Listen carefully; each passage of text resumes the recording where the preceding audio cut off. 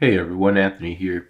So I wanted to talk a bit more about my hair transplant. I haven't made a video about it in like a year. I got a second hair transplant in January of 2020, just before the pandemic and everything. And my first one I had, I think, 2 or 3 years prior to that in 2017 or 2018. So specifically, I want to talk about if it's increased my confidence or made it easier to talk to girls or to get more girls to agree to go on a date with me. I guess I'll show you guys like what my hair looks like. So I was bald in this section and this section. Uh, I'm happy with it, even though like there's still bald spots and there's this one like weird spot here that like had a cyst or something, and I think it's gonna grow in maybe one day. It's not perfect, but I'm happy, and I really don't give a shit about my hair because my hair doesn't matter. People have to like me for me. Like my looks really don't matter or whatever. That's kind of what this video is about. Like in order to have good, strong, healthy relationships, your hair does not matter at all with that. So anyway, like I wrote like a script because I'm a person and need to keep track of stuff. So specifically, I wanted to talk about if it's increased my confidence, made it easier for me to talk to girls, or got more girls to agree to go on a date with me. So the short answer is that yes, I am more confident and happy. However, I don't think it has to do with my hair transplant at all. And I'll explain that a little bit further on in this video. Uh, and Also, no, it hasn't gotten me more women to go on a date with me. Women who I'm interested in dating still do not go on dates with me. Like if I ask them out or whatever, they say no, which I'm okay with, and I'll explain more about that in a bit too. First, a lot has changed in my life since getting the hair transplant. The hair transplant was kind of the beginning of this gigantic change that I went through. But before getting it, I didn't really think of myself as bald, or notice my hair, perceive myself as bald, or be like a issue with interacting with people. I thought like when I was a kid that my hair was always like this, my hair pattern or whatever you call it. My hairline was always like this as a kid. That's what I always thought. I don't have any pictures of myself back then to prove it. Maybe I was going bald. I don't know. But being bald was never a thing that crossed my mind or really affected my confidence or anything like that. I talked to people who were around me and just talked about whatever the hell was going on in the situations and stuff around me. Like if I'm at work, I would talk to people at work or about their lives or whatever. However, I always had a lack of confidence around women and always felt I wasn't good enough for them. Which I think has more to do with sexual market value than actual my hair. The way that I see it, like women want resources and strength and maturity, which like as a young man trying to build his life, I didn't have any of that. Like I knew that I had to be a man to provide for a family and be strong to protect a woman, to protect my wife, not just any woman. Like I'm not gonna protect some like snotty ass bitch or whatever, you know. I knew that I had to be all these things, and as a kid in my young 20s, I wasn't any of those. Like I didn't graduate high school. I couldn't go to college. I was on like uh, the school lunch program for poor families when I was a kid. I remember I brought this up the other day in an email to my first girlfriend's father. When I was looking at homes, this houses for sale. One of the houses reminded me of the community that she grew up in, and that when we were dating, I would go to her house. And it was in like the richest part of the school district, and I remember going there, just feeling like like just going to their house and just thinking like, how am I ever gonna afford this for Danielle? like I'll never be able to afford a house like this, and that always like ate away at me and our relationship and everything. I'm like kind of tearing up about it, thinking about it. Yeah, looking at the house that I'm able to buy now with cash. Like I would have never expected myself to be able to do that when I was 21. Would have never thought that I'd be able to do that. You know, back then when I was 21, I was like suicidal because of everything that was going on. But and and uh, and at the same time, like women want resources and strength and maturity, and me being a young man, I didn't have any of that. And at the same time, at that age, you have like these young women that are beautiful, and so it's like I have this really low sexual market value and confidence as a young man, and then these girls have a really high sexual market value as a young woman. And I'm not saying that either of these traits, like resources for men or beauty for women, I'm not saying that either of these traits are what make a long and healthy relationship and is the best for raising children and teaching children and all that. But it is what is like instinctually desired as a species. Like men want beautiful young women, and women want like rich, powerful, mature, strong men. So there is a sexual market value discrepancy there, like I said, and me being a young man with nothing to offer, and she being a young woman with youth and tight skin and perky boobies, and all the signs that she would create healthy babies and be healthy to have multiple kids. I think it's just like my sexual market value that makes me like nervous talking to girls or anything. It's nothing to do with my hair at all, and it's nothing to do with your guys' hair either.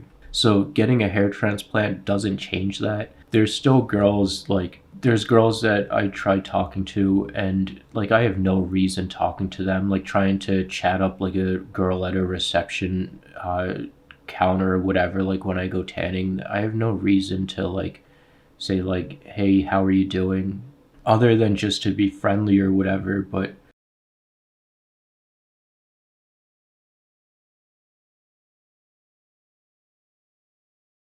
I think what's changed my confidence the most is that, well, number one, I made a lot of money investing in Ethereum over the years, and being knowledgeable. Like all these years that I had studying computer science and relationship and just all my years of being older and being wiser and knowledgeable and being able to give my opinion without being fearful of it. I think that that's definitely helped with my confidence. I'm not saying that I get women because I have money. I don't. I haven't went on a date in years. I haven't had a girlfriend since 2013, I think. And the last girl that I was with that I liked was 2015 or 16 or something. But I do think, like, at least in my mind, because I have more money, my sexual market value is higher. So if a girl doesn't agree to go out with me, then I can more confidently tell myself, like, oh, she doesn't know what she's missing. Because it's not like I'm just going up to a girl and being like, hey, I have all this money, go on a date with me. Like, I don't want to put that forward or anything like that, because then how do you know that this girl actually likes you for you, or if it's just for your money? It's kind of easier to be rejected because I know that I have higher sexual market value now, and I know that there are a lot of people that do like being around me, and that I do have genuine friends and everything now. So additionally, I also put myself through incredibly stressful situations in the last few years, uh, as far as, well, which I believe helped increase my confidence due to me like conquering like trials and tribulations that I went through, and conquering my fears, and being able to stand up for myself against bullies who have attacked me, and stand up for my friends as well. And putting myself out there on this YouTube channel is another example. Like years ago I would never be able to speak about what's going on in my life because I was too embarrassed and was told like what I'm experiencing and going through is not normal, uh, and that I should just uh, like say that like I'm nervous talking to girls. People would just be like, "Oh, get over it," or "Well, just stop and just say hi to them." Like that's not really helpful or anything like that. So I've been through that. I've been through like fighting for myself in court and standing up for myself and not letting people bully me and pick on me and all that stuff, which I think that's really helped my confidence as well, like when I just walk around day to day and everything like that. I also know that my hair is not what brings value to a relationship.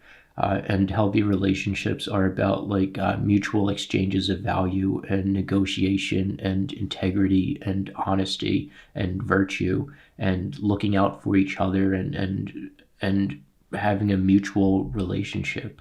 Like my strongest relationships, the strongest relationships that I have, these people don't give a shit about my hair. Like they're my friends. They would be my friends even if I was bald. Like when I think about Ian at Ian's Speed Shop, like I go to him to work on my car and he does the work and I pay him for the work. So that's a mutual exchange of value there. But we also look out for each other and we can just bullshit and talk about anything. And I tell him like a lot of stuff about like the police stuff that I'm going through with the gun charges, which I should explain in case there's new viewers watching this video. But I went to purchase a gun in March of last year, and in 2008, I was involuntarily committed to a psych ward, and I still today don't have any recollection of that, and I don't know how to convince anyone that that's the truth. But I'm being charged for filing false statement on the gun form, that I intentionally lied with the intent to deceive the gun store or whatever, which isn't the case. I just told all that and I forgot where I left off and whatever. Oh yeah, so like I can tell him stuff and he's not like, oh, just get over it, or oh, I don't believe you, or whatever. Like he understands what I'm going through and stuff like that. And I have other friends that like I can talk to about what I'm going through, and they can talk to me about what they're going through and whatever. And we just listen and try to help each other and look out for each other and all that stuff. And I know with Ian at Ian's Speed Shop, like if there is an issue with my car, like he has integrity to where he'll fix it if he caused the issue, and we'll work together. We'll work together to figure out problems if like there's some problem where they don't know how the part goes on my car or whatever, or like the bolts are wrong or whatever. We'll figure out the problem, and it's neither of our faults. Like no one's to blame for the stuff. We're just working together to figure out what's going on. But about the hair thing, like women being attracted to your hair or your looks, this is why I disagree with this is like the number one reason that I don't listen to Alpha M, Aaron Marino on YouTube, who is like a men's lifestyle coach YouTuber type guy. I used to listen to him like a long time ago, and he promotes like, oh, you have to dress sharp and wear a nice suit and wear nice clothes for women to notice you and whatever. Like women women need to like you for you and not for your outfit, and you need to be able to be yourself around someone that you're in a relationship with. Uh, your outfit your outfit has no bearing on if it's a quality relationship or not. Absolutely not. Uh, and one thing that I think about, say that like a girl is initially attracted to you because you wore like a nice sweater or like nice pants or whatever. Well, like when your relationship is in peril, when you're having relationship problems, you're gonna go back to the initial thing that you believe in your head that she was attracted to you for. So one example of this in my real life that I was thinking about when I was writing this video is that back in 2004, 2005, or 6 or 7, I guess back with my first girlfriend when I had my first apartment and everything like that. I was like 20, 21. And let me take a little drink. And I would have, like, it was my first apartment. It was my first time having friends because all in high school I didn't have any friends or anything. I didn't talk to anyone. And then as soon as I got an apartment, like all these people wanted to be around me and wanted to hang out with me and everything like that. So I would throw all these parties at my apartment and just try to have like the most fun and all that stuff. But like I had to have known in my head and at least not been sure like, oh, are these people really my friends, or are they only here because like I'm the only one who's 21 buying the beer and I'm the one who has the apartment and parties and everything like that. I'm pretty sure that thought was going on on in my mind back then, and that caused like a lot of turmoil inside of me. But I would always start like when my girlfriend and I, Danielle, when our my first girlfriend, when our relationship was in trouble and stuff, when I felt like say she was going out to her friends with her friends to hang out instead of hanging out with me, going out to over her friend's apartment or house or whatever. Uh, when she was going out with them instead of me, I'm like, oh, I need to make my parties bigger and be more fun and do something more elaborate. This way she'll come back to me and spend time with me and everything like that. But that's not the issue at all. Like we were just really incompatible people. Like I don't want to get into all that in this video. That's a little bit out of the scope of this video, but that's not the problem with our relationship. Like I also had like all this stuff that I was seeing like as a 20-year-old wanting a relationship. The only relationships that I could go off of were my parents' relationships, my aunts and uncles, my grandparents. So I had all this stuff in my head about their failed relationships that were influencing my relationship and what I thought a relationship should be and what I wanted out of a relationship and all that stuff. But I do wonder if that's like the same thing with women. Like if a woman knows that a man is only attracted to her for her looks, then she's gonna spend like her whole life and their whole relationship like chasing those looks because her looks fade as she gets older. Well, same with men too. Men's looks fade as they get older too. Uh, but it, but more so with women because men are attracted to women's like youth and beauty and everything like that because like I said, then you see a healthy woman that can make more babies with you and for you.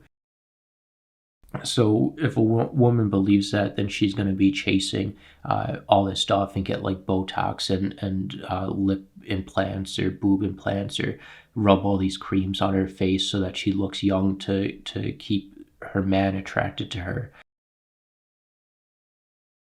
So that was just another thought that I had in my head when I was thinking about my party thing in the 20s. But yeah, like I said multiple times in this video already, like relationships cannot be based off of looks because looks fade with age, and there's no stopping you getting older and wrinkly and gray and bald.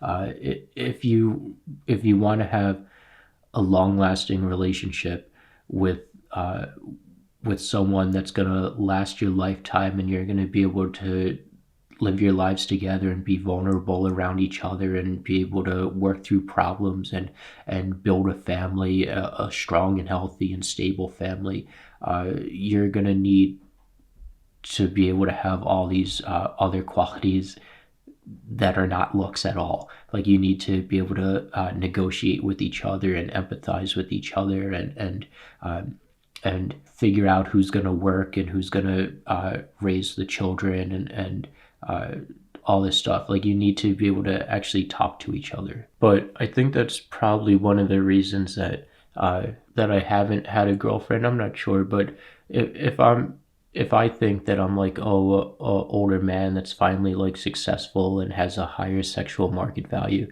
then I do tend to go for younger girls because I'm like, oh, the sexual market value there is like kind of even. even though she doesn't know about my money or anything like that. And I can totally see how, what's her name? I want to call her Billie Jean. What the hell's her name? Billie Eilish, right? Let me check that. Yeah, Billie Eilish. I can totally see why she wants to wear like baggy clothes and everything, because it's like, well, if you're like a young, attractive woman, you don't want to show your body and figure, because then you're like, oh, well, how do I know that this man likes me for me and not just my figure? And that's the same reason as I'm like, oh, I don't want to show my money because I don't want a girl to know that I have money, and then I have to spend the whole relationship trying to figure out, oh, does she like me for me or just my money? So I do wonder like why she wears baggy clothes and everything like that. But I don't know. I'm sure maybe I'm just like trying to date out of my league and look for younger girls that don't that that know that I'm an older guy and don't want a relationship with an older guy. Maybe it's hard to say because every girl is different that I would talk to or whatever. But I do know that there are some girls that probably would go on a date with me, and I don't ask them out because I'm kind of uh, I don't know. Maybe I think like, oh, I can do better, or I don't want to settle down, or I'm afraid that the relationship's gonna go bad and I'm gonna get hurt or something like that. Uh, but all this stuff's kind of getting away from the scope of this video. The last thing I wanted to say though is like, I don't really understand why girls won't agree to go out with me, because like the way that I see it, like we can just go on a date and then I tell her what I want in the future. She tells me what she wants in the future. Then we talk about like uh, who we are and our families, our upbringings, or whatever. And then at the end of the date, then we make a decision like, so is this something that we want to pursue? Not at the end of the date. Then like I would preferably like to go home and think about it for a few days or whatever. But then we take time to think like, oh, is this something that I want to get involved with, that I want to pursue? So I don't see the negative reason. Like I don't see why girls wouldn't want to go on a date with me, because it's just like, oh, we're going on a date. It's like a business meeting. Do we want to work together in the future? And then if the answer is no, then we go our separate ways. That's the way that I look at dates. I'm more of like a pragmatic, I guess, logical thinking. But all right, take care, guys. Thank you, and don't get a hair transplant. It's kind of weird too. Like if you want to build your relationship on honesty, it's best to start out being honest. You start out from the beginning being honest. So like that's why I don't even dye my hair. Like I have gray hairs coming in and whatever. That's one of the reasons why I think like I don't want to dye my hair. It's also like with women with makeup and everything, like they're not being honest, like putting on red lipstick and push-up bras and all that stuff to look more attractive. uh, you're not really starting out from a place of honesty, and you don't really want to set the stage or the precedent of the relationship that honesty isn't good, that lying is the foundation of the relationship, because then that just sets the precedent that it's okay to lie and be dishonest. And I don't think girls realize how extremely damaging it is to call a guy a stalker. Like, it's like then it prevents the guy by saying like, "Hey, I noticed you like books. I also like books." Or like if I like a girl, say like, so I don't like the girl downstairs from me at all, and I'm trying to speak lower so to make sure that she doesn't hear me or anything. But like if I'm like, hey, I noticed like I noticed this about you or whatever, like I would be afraid to say like, oh, I noticed this, because oh, I don't want her to think that I'm a stalker. It's it's so incredibly damaging that like it makes a guy not be honest because he's afraid of being called a stalker. So it just completely destroys the relationship and the future for his relationship, the potential of him having an honest and open and meaningful relationship. because he's afraid of being called a stalker now. And really, if a girl is going to call you a stalker and do that much damage to you, you really don't want to be with her anyway, because she has no regard for your feelings or regard for honesty. Because if you go to a girl and you see her reading a book about fish and be like, hey, I noticed you like fish, uh, want to talk about fish, uh, and then it's just a thing that you notice. It's not stalking to notice stuff. All right, but this is the final thing that I'm gonna say.